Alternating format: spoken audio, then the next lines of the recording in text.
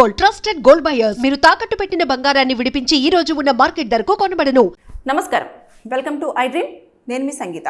సిద్దిపేట జిల్లాలోని మునుగులో ఒక పెళ్ళైన దంపతులకు 13 రోజుల్లోనే ఆ అమ్మాయి ప్రెగ్నెంట్ అయ్యింది అన్న విషయం తెలియగానే అటు పెళ్లి కొడుకు తల్లిదండ్రులు షాక్ గురయ్యారు. అరే పెళ్ళైన తర్వాత 13 రోజుల్లోనే ఇట్లా ఎలా ప్రెగ్నెన్సీ వస్తుంది అని చెప్పేసి వాళ్ళు చాలా షాక్ అయిపోయి అమ్మాయిని అడగడం చేసినాడు ఆ అబ్బాయి. ఏమైంది, అసలు ఏం జరిగింది అని చెప్పేసి, నీకేమైనా పెళ్ళికి ముందు ఏమైనా ఎఫ్ఐఆర్ ఉందా, అది అని చెప్పేసి అడిగితే ఆమె చాలా అమాయకంగా ఏమీ లేదు అనే చెప్పిందంట. చెప్పిన తర్వాత తల్లిదండ్రులను కూడా అడిగారు. అడిగిన తర్వాత కూడా వాళ్ళు మేమేం దాయలేదు, మా అమ్మాయి చాలా నిప్పు, అసలు మా అమ్మాయికి ఏం తెలియదు అని చెప్పేసి అన్నట్టుగానే చెప్పారట. ఇంకా అబ్బాయికి చాలా కోపం వేసి, నేను పోలీస్ స్టేషన్కి వెళ్తాను, లేదు అంటే కంప్లైంట్ ఇస్తాను, మీ మీద కుటుంబం అన్నంతా రోడ్డు మీదకి తీసుకొస్తాను, పెద్దవాళ్ళందరినీ కూర్చోబెట్టేసి మాట్లాడిపిస్తాను అని చెప్పేసి అనగానే ఇంకా వాళ్ళు భయపడిపోయారు. అయ్యో మళ్ళీ ఇంకా పర్వంతా కూడా బయట వెళ్ళిపోతుందేమో అని చెప్పేసి అన్న తర్వాత ఆ అమ్మాయి అబ్బాయితో ఏమని విషయం చెప్పిందంటే, నాకు పెళ్ళికి ముందే వేరే ఒక అబ్బాయితోటి లవ్ ఉండేది, ఆ లవ్లో అతను నన్ను పెళ్లి చేసుకుంటాను, నాతోనే మొత్తం లైఫ్ లాంగ్ అంతా కూడా నాతో ఉంటాను అని చెప్పి మోసం చేసి మరి నాతో శారీరకంగా కలవడం జరిగింది, నా ప్రెగ్నెన్సీకి కారణం అతనే అని చెప్పేసి ఆ అమ్మాయి అప్పుడు ఆ అబ్బాయికి చెప్పింది. చెప్పినప్పుడు ఇక అందరూ కూడా షాక్ అయ్యారు. ఇలాంటి పెళ్ళిళ్ళలో ఇలా మోసం చేసి ఆల్రెడీ ఆ అమ్మాయే స్టేట్మెంట్ ఇచ్చేసింది. ఆ అబ్బాయికి ఏమని చాలా క్లియర్గా చెప్పింది, నాకు ఆల్రెడీ వేరే అబ్బాయితోటే ఫిజికల్ రిలేషన్షిప్ ఉంది, దాంతోపాటు నాకు ప్రెగ్నెన్సీ వచ్చింది అని. కాబట్టి ఈ పెళ్ళి అనేది కోర్టులో మనం గనక కేసు ఫైల్ చేస్తే పెళ్ళిని రద్దు చేస్తారు. ఎనమెల్మెంట్ అనేది ఈ పెళ్ళిలో పర్ఫెక్ట్గా మ్యాచ్ అవుతుంది.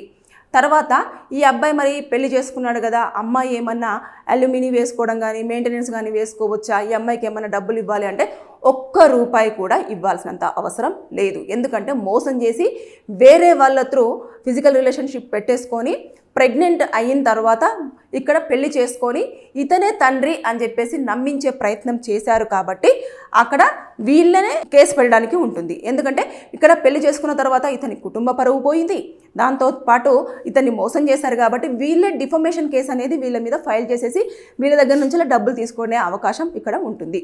అంటే చూడండి, మీరు తల్లిదండ్రులు ఎప్పుడైనా సరే ఎవరైనా పిల్లలు లవ్ చేసినప్పుడు కూర్చోబెట్టి మాట్లాడిన తర్వాత వాళ్ళు నిజంగా వాళ్ళని పెళ్లి చేసుకుంటారా లేదా అని తెలిస్తే మీరు వారికే ఇచ్చి పెళ్లి చేయండి. ఇలా మోసం చేసి ఎవరో చేసిన తప్పును తీసుకొచ్చేసి ఇంకొకరు కంటగట్టేస్తే వాళ్ళు బాగానే ఉంటారు, పిల్లలు పుట్టిన తర్వాత అంతా మర్చిపోతారు అంటే కుదరదు. అక్కడ 13 రోజులే అవుతుంది పెళ్ళయి, 13 రోజులకే ప్రెగ్నెంట్ అయ్యింది అని అంటే ఎవరైనా సరే నమ్మసక్యం కూడా ఉండదు.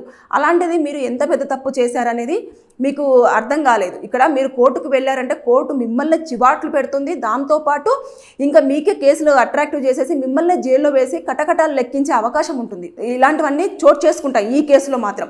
ఇక్కడ అబ్బాయి చాలా సేఫ్, అబ్బాయికి ఎలాంటి కేసులు కూడా అట్రాక్ట్ అవ్వవు. అదేవిధంగా అబ్బాయే ఇంకా డిఫమేషన్ కేసు వేసి వాళ్ళ దగ్గర నుంచి పరువు నష్టం కింద ఎంతో కొంత మనీ డిమాండ్ చేసి తీసుకోవడానికి ఆస్కారం ఉంటుంది. ఇకపోతే ఈ పెళ్లి అనేది మొత్తం పూర్తి స్థాయిలో క్యాన్సల్ చేయబడుతుంది. కాబట్టి ఆ అబ్బాయి మళ్ళీ మొదటి మ్యారేజ్ లాగానే వేరే అమ్మాయిని పెళ్లి చేసుకోవడానికి అవకాశం అనేది ఉంటుంది.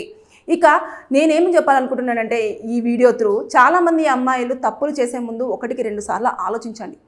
అంతేగాని ఇష్టం వచ్చినట్టు మీరు అతను నమ్మిచ్చాడు లేదు అంటే నన్ను పెళ్లి చేసుకుంటాను అని చెప్పినప్పుడు ఇమీడియట్గా ఇంటికి తీసుకురండి.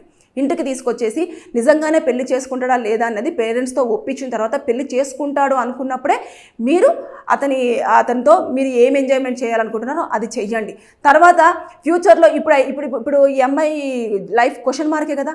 ఇప్పుడు అతను వెళ్ళిపోయాడు, తీసుకొచ్చేసి ఇక్కడ పెళ్లి చేశారు, ఇక్కడ కూడా పరువు పోయిన తర్వాత ఈ అమ్మాయి ఇప్పుడు ఆ ప్రెగ్నెన్సీని క్యారీ చేస్తూ అలాగే కంటిన్యూ అయ్యి ఇప్పుడు ఒక పాపకో బాబుకో జన్మనిస్తుంది. ఇచ్చిన తర్వాత ఆమె పరిస్థితి ఏంటి, ఎవరు పెళ్లి చేసుకుంటారు? ఇప్పుడు అందరికీ తెలిసిపోయింది కదా. తెలిసిపోయిన తర్వాత ఎవరు చేసుకోవడానికి కూడా ఉండదు. ఇంకొకటి, అబార్షన్స్ కూడా ఎక్కడ కూడా హాస్పిటల్స్ చేయట్లేదు. ఒకవేళ చేశారు అన్నట్టు తెలిసినా కూడా మళ్ళీ క్రిమినల్ అఫెన్స్ అవుతుంది. ఖచ్చితంగా మళ్ళీ అదొక జైలు శిక్ష ఉంటుంది. చేసే ఛాన్సే లేదు. ఎందుకంటే ఇదంతా పబ్లిక్ అయిపోయింది. ఇప్పుడు ఆ అమ్మాయి ఏం చేయడానికి కూడా లేదు. ఇలాంటివన్నీ కూడా ఒక్క తప్పును దాచిపోయి 100 తప్పులలో మీరు అందులో ఇన్వాల్వ్ అవ్వాల్సిన పరిస్థితి వస్తుంది. నిజం ఏదైనా సరే ముందుగానే ఇలా జరిగింది అని చెప్తే నచ్చితే అబ్బాయిలు పెళ్లి చేసుకుంటారు, నచ్చకపోతే బాబు నాకొద్దు అన్నట్టుగా వెళ్ళిపోతారు. అంతేగాని దాచిపెట్టి పెళ్ళిళ్ళు చేస్తే అంత బాగానే ఉంటుంది అంటే బాగోదు. ఏమవుతుంది అని అంటే 2 కుటుంబాలు, 2 జీవితాలు, దాంతోపాటు పిల్లలు కూడా రావడం జరుగుతుంది. అప్పుడు ఎంతమంది మానసికంగా ఇబ్బందులు పడతారు అంటే చాలా ఇబ్బందులతో పాటు కుటుంబం అంతా కూడా విచ్ఛిన్నమైపోతుంది. గొడవలు, మనశ్శాంతి ఉండదు. దాంతోపాటు కేసులు, పోలీస్ స్టేషన్ల చుట్టూ తిరగడము, కోర్టు చుట్టూ తిరగడము, ఇంకా ఎవరిని ఏం చేసుకుంటారో తెలియదు. ఇంకా విలన్స్ అయిపోతారు, అంటే శత్రువుల్లాగా మారిపోతారు అన్నట్టు కుటుంబాలన్నీ కూడా. కాబట్టి దయచేసి మీరు ఏదైనా తప్పుని చేసినప్పుడు పిల్లలు దాన్ని దాచిపెట్టి ఎవరికో అంటగట్టాలన్న ప్రయత్నం మాత్రం చేయకూడదు. ఇంకొక పాయింట్ ఏంటి తెలుసా, ఇలాంటి కేసులలో ఏమవుతుందంటే అక్కడ పెళ్ళికి వెళ్ళిన ప్రతి ఒక్కరు కూడా ఈ కేసులో ఇన్వాల్వ్ అయినట్టే, ఈ క్రిమినల్ అఫెన్స్లో ఖచ్చితంగా ఇన్వాల్వ్ అయినట్టే. అంటే దాచిపెట్టి పెళ్లి చేసిన దాంట్లో మీరు పెళ్ళికి అటెండ్ అయిపోయినా చాలు, అంటే తినడానికి అయ్యో ఏముందులో పిలిచారు కదా పెళ్ళికి పోయాము అని అంటే కుదరదు. మీరు కూడా ఇందులో ఈ తప్పులో భాగస్వామ్యం ఉన్నట్టుగానే కోర్టు మిమ్మల్ని పరిగణించబడుతుంది. కాబట్టి దయచేసి ఎప్పుడైనా సరే మీరు ఏదైనా తెలిస్తే ఆ పేరెంట్స్కి ఇన్ఫర్మేషన్ ఇవ్వండి. ఏమని అంటే మీ అమ్మాయికి ఏమన్నా ఇలా ఉంది కదా, ఊరోళ్ళకి తెలుస్తుంది, చాలా వరకు తెలుస్తుంది, మరి ఏమైంది ఆ కేసు, వాళ్ళకి చెప్పినారా లేదా, అబ్బాయిల వాళ్ళకి చెప్పేసి చేయండి అన్న విషయాన్ని వాళ్ళకి కన్వే చేయండి. పొద్దు చేస్తే క్యారెక్టర్ అసోసియేషన్ చేస్తారు, లేకపోతే గొడవలు అవుతాయి అంటే అప్పుడు మందం వాళ్ళకి నచ్చితే చేసుకుంటారు, లేకపోతే వదిలేసి వెళ్ళిపోతారు. కానీ పెళ్ళైన తర్వాత ఒక్కసారి మంగళసూత్రం మెల్లో పడిన తర్వాత అటు అబ్బాయికి కానివ్వండి అమ్మాయికి కట్టిన అబ్బాయికి, మంగళసూత్రం కట్టించుకున్న అమ్మాయికి అసలు ఇక లైఫ్ లాంగ్ ఎంత టార్చర్ ఉంటుంది అనేది పెళ్ళైన ప్రతి ఒక్కరికి తెలుస్తుంది. అటు విడిపోలేరు, కలిసి ఉండలేరు. ఎంత మానసిక ఇబ్బంది ఉంటుంది అని అంటే అది చాలా వరకు కేసులు చూస్తున్నాం కాబట్టి మాకు మాత్రం తెలుసు, అనుభవిస్తున్న వాళ్ళకైతే చాలా ఎక్కువగా తెలుస్తుంది. కాబట్టి దయచేసి ఇలా దాచిపెట్టి మాత్రం పెళ్లి చేయడం చాలా చిన్న విషయం కూడా కాదు. అంటే ప్రెగ్నెన్సీని దాచిపెట్టి పెళ్లి చేయడం అనేది అసలు చాలా పెద్ద క్రిమినల్ అఫెన్సే.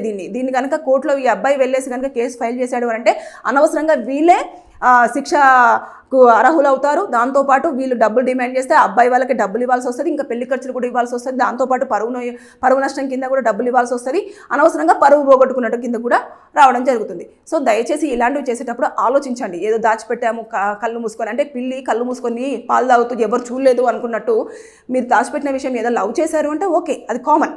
కానీ ప్రెగ్నెన్సీని కూడా దాచిపెట్టాలి అనుకున్నారంటే ఎంత ఇదిగా ఆలోచించారో మీరు ఇంకా తెలియదు. సో ఇలాంటివన్నీ కూడా సొసైటీలో జరుగుతున్నాయి. కాబట్టి దయచేసి మీరు ఎట్టి పరిస్థితుల్లో పెళ్లి చేసుకునేటప్పుడు బీజీ వెరిఫికేషన్, అంటే బ్యాక్గ్రౌండ్ వెరిఫికేషన్, అబ్బాయిది కానివ్వండి అమ్మాయిది కానివ్వండి పూర్తి స్థాయిలో ఎంక్వైరీ చేసుకున్న తర్వాత మీ ఫ్యామిలీకి ఆ ఫ్యామిలీ చాలా పర్ఫెక్ట్, ఆ అబ్బాయి కానివ్వండి అమ్మాయి కానివ్వండి మన ఫ్యామిలీలోకి వస్తే అన్ని రకాలుగా బాగుంటుంది అనుకున్నప్పుడు మాత్రమే మీరు స్టెప్ తీసుకొని పెళ్ళి అనేది చేసుకోండి.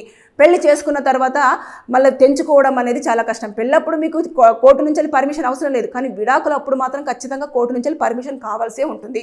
మీరు లీగల్గా విడాకులు తీసుకుంటేనే మీరు భార్యాభర్తలు కాదు అని చెప్పేసి సొసైటీ కానివ్వండి అదేవిధంగా కోర్టు కానివ్వండి పరిగణించబడుతుంది. అంతేగాని మీరు ఊరికేనే మేము నచ్చినట్టు బ్రతుకుతాము పెళ్లి చేసుకున్నాక అంటే అస్సలు కుదరదు.